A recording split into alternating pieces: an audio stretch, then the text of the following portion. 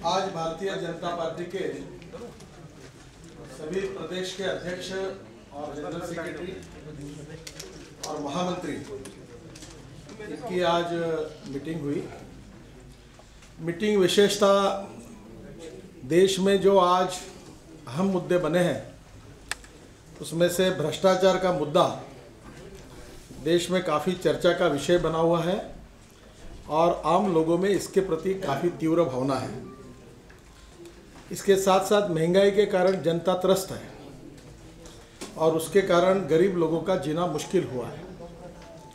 और ये दोनों मुद्दे थे ही, उसमें ये काले धन का विषय भी बड़े प्रमाण पर आया है। एक तरफ इन्फ्लेशन का रेट 18% है, 50% आबादी ऐसी है कि जो 20 रुपये प्रतिदिन नहीं कमा सकती, किसान आत्महत्या कर रहे हैं, युवाओं को बेरोजगारों की संख्या बढ़ रही है और ऐसे स्थिति में हमारे देश में 22 लाख करोड़ से ज़्यादा रकम आज विदेशी बैंकों में जमा है।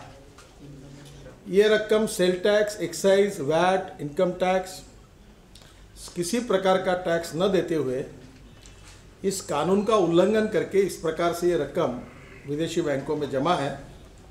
140 में से 117 देशों ने अपने लॉ को रेटिफाई किया। पेरी और फिलीपींस जैसे छोटे देशों ने अपने इसके लिए कोशिश करके, जर्मनी है, अमेरिका है, इन्होंने सफलता हासिल की। और हमारे देश में ये सब मालूम होने के बाद, जर्मनी ने लिस्ट भेजने के बाद में भी हमारी सरकार इस विषय पर कार्रवाई नहीं कर रही है। इतना ही नहीं तो सुप्रीम कोर्ट में एफिडेविट करके ये कहती है कि पब्लिक इंटरेस्ट में इनके नाम जाहिर करना ठीक नहीं होगा। हसन अली की केस हो चाहे सीवीसी की केस हो, सुप्रीम कोर्ट से लगातार कड़े शब्दों में सरकार को फटकार मिल रही है और इस बारे में सरकार असहाय बनी हुई है और जिस प्रकार की कार्रवाई करनी चाहिए, जिन लोगों पर होनी चाहिए, वो नहीं हो रही है। चाहे 2G स्पेक्ट्रम का घोटाला हो या कॉमनवेल्थ गेम का हो, जिन लोगों पर कार्रवाई हो रही, 70,000 करोड़ में से उनको तो 1400-1500 करोड़ का अधिकार था, पर जिन लोगों ने बड़े प्रमाण पर काम किए उसमें इरेगुलरिटी है, उसके बारे में तो कुछ कार्रवाई नहीं हुई है, उसका कुछ नहीं हो रहा।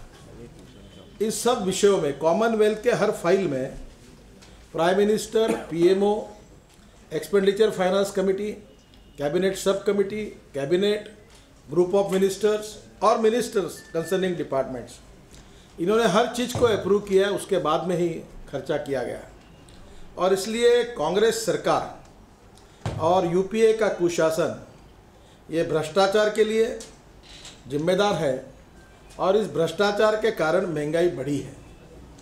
Wrong economic policies and bad governance of the Congress party is basically responsible for this situation. और इसलिए काले धन के बारे में भी निष्क्रियता यही जताती है कि निश्चित रूप से कांग्रेस पार्टी को यह मन में संदेह है कि अगर ये बातें सामने आ जाती है तो उनका जो काला मुंह हो जाएगा वो लोगों के सामने आएगा। इसी डर के कारण इसकी ठीक प्रकार से कार्रवाई नहीं हो रही है। इसी सभी विषयों पर मीटिंग में आज विस्तृत चर्चा हुई।